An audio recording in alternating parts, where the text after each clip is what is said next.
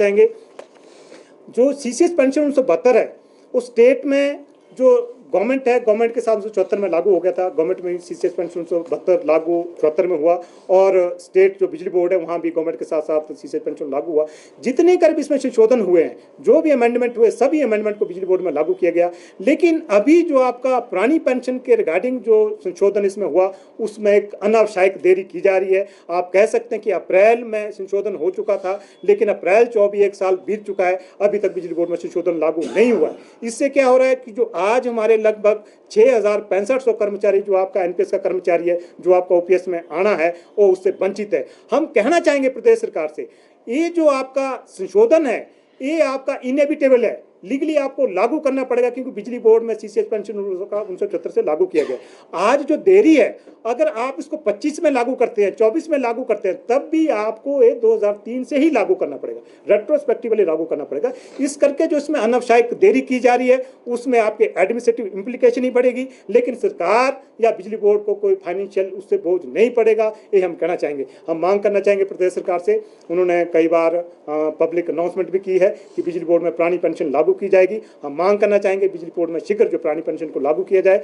इसके साथ हम कहना चाहेंगे, आज जो बिजली बोर्ड की स्थिति है, वित्तीय स्थिति है, वो वित्तीय स्थिति बहुत खराब है। हम ये कहना चाहेंगे, आज हमारे जो कर्मचारी जो रिटायर हो रहे हैं, आप हैरान होंगे सुन के, जो 23 का कर्मचारी रिटायर हुआ है, उसको आपके वित्तीय लाभ जो रिटायरमेंट पे मिलते हैं अभी तक उसको नहीं मिले हैं।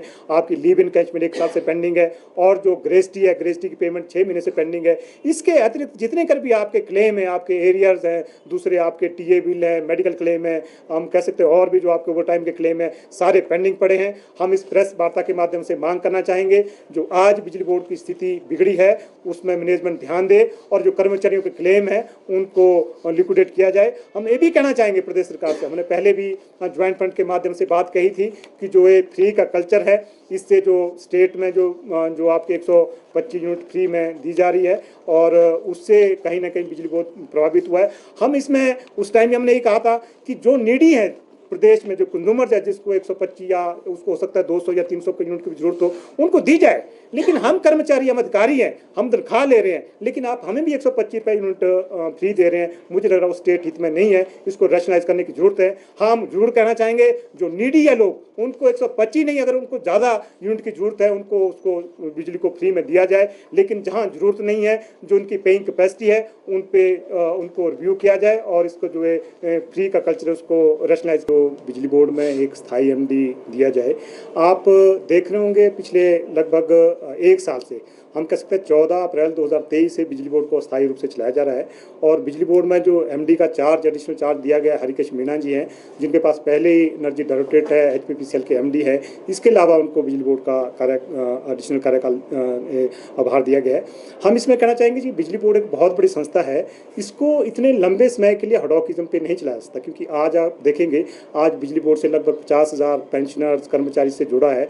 इसके साथ साथ लगभग 2.5 लाख जो प्रदेश के कंज्यूमर्स हैं, वो भी इससे जुड़े हुए हैं, जिनको हम सर्विस दे रहे हैं। अगर यहाँ स्थायी मैनेजमेंट नहीं होगा तो स्वाभाविक है, इससे या कर्मचारियों पेंशन के साथ साथ आपके प्रदेश के कंज्यूमर भी प्रभावित होंगे। तो आज हमारा जो पहला रेजोल्यूशन बैठक में पारित किया गया, उसमें यह था कि हरिकेश मीणा को तुरंत बिजली बोर्ड से हटाया जाए, क्योंकि हमने पहले भी इन पे एलिगेट किया था कि इनकी जो वर्किंग है, इनकी वर्किंग बिजली बोर्ड के प्रति ठीक नहीं है। आज आप देख रहे होंगे, जो एनर्जी डायरेक्टरेट है, और आपका एचपीपीसीएल है, और बिजली बोर्ड है, तीनों एंटिटीज़ के आपसी इंटरेस्ट क्लैश है, और तीनों एंटिटीज़ का एक एमडी नहीं हो सकता है, लीगली भी नहीं हो सकता है। और आज आप देख रहे होंगे कि हरिकेश मीणा जी भले एडिशनल चार्ज पे बिजली बोर्ड के एमडी हैं, लेकिन वो काम आपके डायरेक्टर ऑफ एनर्जी और एचपीपीसीएल कर रहे हैं। आज जो हम कह रहे हैं, आज हम प्रेस वार्ता के माध्यम से कहना चाहेंगे, आज हमने मुख्यमंत्री को एक डिटेल मेमोरेंडम हरिकेश मीणा जी के बारे में दिया गया है, और इस पे जितने कर भी जो इनका कार्यकलाप रहा है, और बिजली बोर्ड के लिए जितना का नुकसान बिजली बोर्ड को पहुंचाया है, वो हम इस मेमोरेंडम के माध्यम से माननीय मुख्यमंत्री को भेज रहे हैं, और उनसे आग्रह कर रहे हैं कि बिजली बोर्ड को एक स्थायी एमडी दिया जाए, और हरिकेश मीणा को बिजली बोर्ड से तुरंत हटाया जाए। इसमें हमारा मोटे तौर पे हम कहना चाहेंगे कि आज जो बिजली बोर्ड के जो आपका ओल प्रोजेक्ट है, इन्होंने आते ही ओल प्रोजेक्ट में एक देरी किया, क्योंकि पहले इसको बिजली बोर्ड से छीनने की कोशिश की, जिसे 3 महीने का देरी हुआ। उसके बाद जो बिजली बोर्ड के 4 प्रोजेक्ट थे, जो चंबा के 4 प्रोजेक्ट थे, उनको वापस किया पीपीसीएल के लिए, और उसके बाद उसको 3 महीने बाद बिजली बोर्ड को दिया जाता है। लेकिन उसके बाद 1 साल हो गया, अभी तक उन प्रोजेक्टों पर कोई काम नहीं हुआ है। आज हम कह सकते हैं उन परियोजनाओं पर काम न होने से प्रदेश सरकार की लगभग 580 करोड़ की जो केंद्र से ग्रांट आनी थी, वो आज उससे प्रदेश सरकार को वंचित रहना पड़ रहा है। इसके साथ हम कहना चाहेंगे जो एक हरिकेश मीणा जी ने एनर्जी मैनेजमेंट सेंटर बनाया है, और उस जो एनर्जी मैनेजमेंट सेंटर है उसमें लीगली जो आपका इलेक्ट्रिसिटी एक्ट है या जो आपका ग्रिड कोड है वो उसके कंट्रवेंशन में है, जो उसमें प्रोविजन है, कानूनी प्रावधान है, उसके अगेंस्ट है। और इस करके हम ये मांग कर रहे हैं जो एनर्जी मैनेजमेंट सेंटर बनाया गया है उसमें जो बिजली बोर्ड से आपका सिस्टम ऑपरेशन है, एएसएलडीसी है, जो बिजली बोर्ड के दफ्तर वहाँ ट्रांसफर किए गए उनको तुरंत वापस किया जाए। आज अगर ये दफ्तर अगर वहाँ जो एनर्जी मैनेजमेंट सेंटर बनाया गया है उसको जाते हैं तो आज बिजली बोर्ड का जो बिजनेस है, बिजली का बिजनेस है, उस पर जो बिजली मैनेजमेंट है, आपका एनर्जी मैनेजमेंट का खरीदना है, बैंकिंग करना है, बेचना है, या मॉनिटरिंग है, या ग्रिड मॉनिटरिंग है, ये तमाम चीज़ें इफेक्ट होगी। तो हम ये कहना चाहेंगे मीणा जी ने जो एनर्जी मैनेजमेंट सेंटर बिजली बोर्ड के एक दफ्तर को तोड़ करके बनाया गया है, हम उसका विरोध करते हैं, और उसने मीणा जी ने हम कह सकते हैं कि बिजली बोर्ड को कमजोर करने की कोशिश की है। इसके साथ साथ हम आज आपका आरडीएसएस है, बिजली बोर्ड में जो आरडीएसएस लागू किया गया है, आरडीएसएस की स्कीम केंद्र सरकार की एक स्कीम है जिसमें लगभग 1800 करोड़ का आपको बिजली बोर्ड को ग्रांट मिलना था।